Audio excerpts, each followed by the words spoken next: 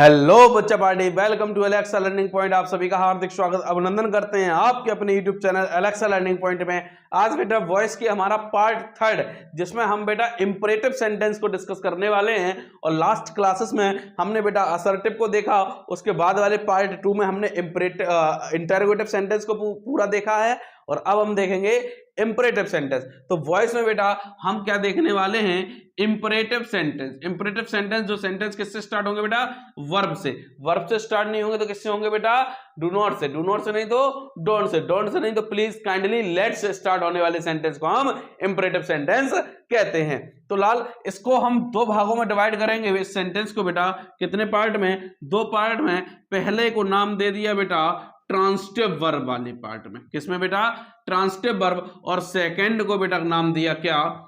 Intransitive verb. क्या नाम दिया लल्ला? Intransitive verb. ट्रांसिटिव वर्ब को बेटा क्या कहते हैं? सकर्मक क्रिया। क्या कहते हैं?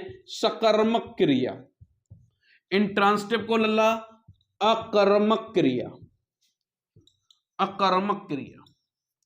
बेटा सा मीन्स क्या होता है? साथ होता है। और कर्म मीन्स होता है ऑब्जेक्ट। बेटा बेटा बेटा ऐसी क्रिया, ऐसी वर्ब जिसके साथ क्या लगाओ? ऑब्जेक्ट लगाओ। क्या लगाओ? ऑब्जेक्ट लगाओ, ट्रांसिटिव वर्ब कहलाती हैं। और लल्ला लल्ला आ मीन्स ना, और कर्म मीन्स बच्चा ऑब्जेक्ट। जिस क्रिया के साथ क्या ना लगाओ, ऑब्जेक्ट ना लगाओ, वह होता है इंट्रांसिटिव वर्ब। और बच्चा अभी तक हम जितने पैसे पढ़कर आए हैं उसमें सभी में हमें ऑब्जेक्ट लिखा मिल रहा था, लेकिन यहां पे एक हमें पैटर्न ये देखने को मिलेगा इंट्रांसिटिव वर्ब का। तो कोई दिक्कत नहीं है। देखिए, जब बेटा हमारे साथ क्या होगा वर्ब में? जब हमारे साथ क्या होगा वर्ब में? ऑब्जेक्ट होगा। क्या होगा लल्ला? ऑब्जेक्ट। तो इसके लिए फॉर्मूला सुनेंगे क्या? कि लेट प्लस ऑब्जेक्ट प्लस, यदि डू नॉट से शुरू हुआ तो नॉट यहां पर आ जाएगा, और नहीं शुरू हुआ तो नहीं आएगा, प्लस बी प्लस वर्ब की थर्ड फॉर्म। क्लियर है? प्लस वर्ब की थर्ड फॉर्म।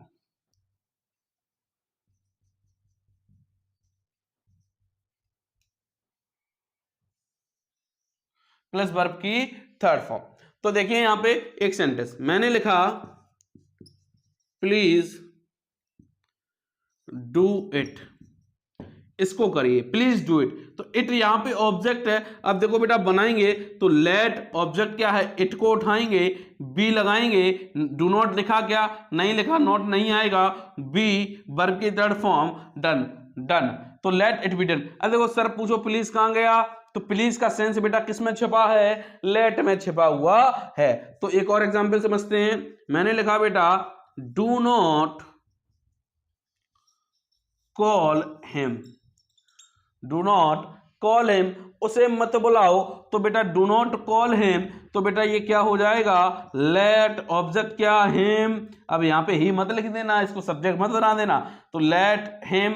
अब देखो लाल यहां पर क्या है? बी लिखा हुआ है तो लगाएंगे, लेकिन डू नॉट लगा है तो यहां पे नॉट हम पहले लगा देंगे, बी। और बेटा कॉल की थर्ड फॉर्म बच्चा कॉल्ड। ये बन के हुआ क्या? तैयार। Is that clear? इतना बेटा समझ में आया कि नहीं? अब आ जाओ बेटा इसमें इंट्रांसिटिव वर्ब। इंट्रांसिटिव वर्ब बेटा ऐसी वर्ब जिसमें ऑब्जेक्ट ना हो। जिसमें क्या ना हो लल्ला? ऑब्जेक्ट ना हो। ऑब्जेक्ट ना हो। और जब ऑब्जेक्ट ना हो तो इसको हम बनाएंगे किससे लाल? जुगाड़ से। इंडिया कैसे चलता है? जुगाड़ से। तो जुगाड़ से देखेंगे। तो जुगाड़ क्या? क्योंकि लेट को क्या चाहिए? ऑब्जेक्ट चाहिए, और इसमें ऑब्जेक्ट होगा ही नहीं, तो यह वाला फॉर्मूला नहीं लगेगा। तो लगेगा क्या? इसमें बेटा हम सेंस के अकॉर्डिंग क्या लगाते हैं? यू आर से बनाते हैं। अगर लल्ला सेंस रिक्वेस्ट का है तो यू आर रिक्वेस्टेड। अगर लल्ला सेंस किसका है? ऑर्डर का है तो यू आर ऑर्डर्ड। अगर सेंस एडवाइज्ड का है तो यू आर एडवाइज्ड या सजेस्टेड, है ना? इस तरीके से हम लगा देते हैं। अगर कोई फॉरवर्ड मतलब कोई मना कर रहा है तो क्या लगाएंगे बेटा? फॉरवर्ड लगाएंगे। और इन सभी के साथ क्या लिखेंगे? टू लिखेंगे। क्या लिखेंगे? टू लिखेंगे। और पूरा सेंटेंस जोड़ देंगे जो भी लिखा हुआ है, केवल डू नॉट को छोड़कर, क्योंकि डू नॉट बराबर फॉरवर्ड हो जाएगा। एग्जाम्पल से समझते हैं। मैंने कहा प्लीज कम हेयर, कृपया यहां आइए, तो बेटा ये क्या है, वर्ब है, वर्ब के बाद हेयर, तो हेयर बेटा ऑब्जेक्ट नहीं है, वर्ब के बाद लिखी हुई हर एक चीज ऑब्जेक्ट नहीं हो सकती, लेकिन ऑब्जेक्ट हमेशा वर्ब के बाद आएगा, लेकिन जरूरी नहीं जो भी वर्ब के बाद आया हो वो ऑब्जेक्ट हो। तो लाल ये एडवर्ब है, क्या है, एडवर्ब है। तो यहां ऑब्जेक्ट नहीं है तो लेट वाला फॉर्मूला नहीं लगेगा, नहीं लगेगा, लेकिन लेकिन लेकिन लेकिन क्या है अपने पास, जुगाड़, और जुगाड़ में हम क्या करेंगे, प्लीज बराबर रिक्वेस्टेड, तो लाल यू आर रिक्वेस्टेड, आपसे बेटा क्या करी जाती है, रिक्वेस्ट करी जाती है, टू टू टू, प्लीज बराबर रिक्वेस्टेड कट गया, एलएचएस बराबर RHS, to come here, to come here, completed. Is that clear? अगर बेटा इसी सेंटेंस को लिख दिया जाए, do not come here, do not come here, तो डू नॉट बराबर बेटा फॉरबिड, तो क्या बन जाएगा, यू आर फॉरबिड टू, अब डू नॉट का काम खत्म हो गया फॉरबिड से, come here. Is that clear? ये सेंटेंस समझ में आया बेटा? तो देखिए ये तो जुगाड़ से बन गया, आप इन सेंटेंस को भी यूआर वाले से बना सकते, जुगाड़ से बना सकते, क्योंकि इसके पास तो ऑब्जेक्ट है, इसे टेंशन लेनी नहीं है, चाहे जुगाड़ से बनाओ चाहे इससे बनाओ, लेकिन आपको इससे ही बनाना है, और जुगाड़ वाला जुगाड़ से, ये लेट से नहीं बनेगा। तो ये था आपका इंपरेटिव सेंटेंस। बाकी मैं शॉर्ट्स वीडियो में आपको इसके रिलेटेड वाले और भी देता रहूंगा, तो आप चैनल से जरूर जुड़े रहिए और ज्यादा से ज्यादा चैनल को शेयर करिए। अगर आपने इसका पार्ट फर्स्ट और पार्ट 2 नहीं देखा है तो डिस्क्रिप्शन में जाइए, उसमें लिंक पड़ी हुई है, आप जरूर पार्ट फर्स्ट और पार्ट सेकंड एक्टिव पैसिव का देखिए, आप बहुत अच्छे से सीख चुके होंगे।